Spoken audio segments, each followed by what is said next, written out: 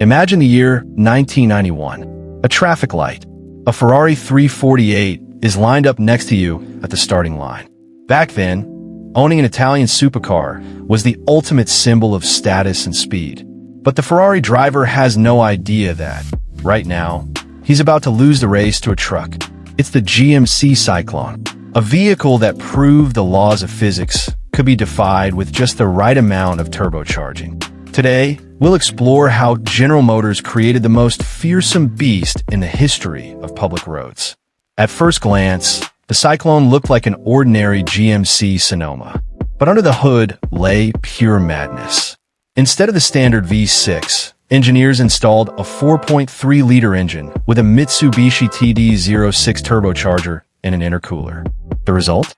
280 horsepower and 475 newton-meters of torque. For the early 90s, those numbers were out of this world. But the most important thing wasn't the power.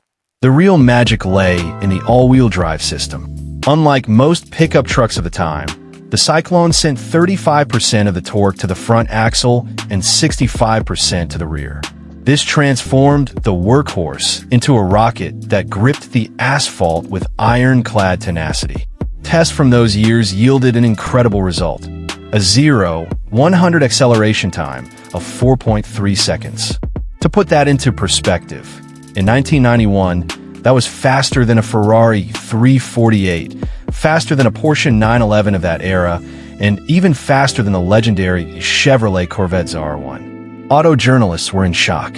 A pickup truck, which in theory could haul bags of cement, was leaving sports car owners in the dust, even though those owners had spent 3 times as much money on their vehicles. It was dubbed the terror of traffic lights. But the Syclone also had a dark side. Due to its powerful engine and light weight, the pickup had an extremely limited payload capacity, only about 230 kilograms. You literally couldn't use it for its intended purpose. It was a car for an egotist looking for the ultimate adrenaline rush. It came with only one transmission option, a 4-speed automatic. No options, no compromises. It was produced in a limited run of just under 3,000 units. This made it an instant classic and a rare collector's item. The GMC Syclone is a monument to engineering audacity. At a time when automakers were playing it safe, GM decided to take a risk and created something utterly absurd. Today, looking at modern crossovers with 500-cylinder engines, we realize that it was the Syclone that laid the foundation for this crazy truck genre.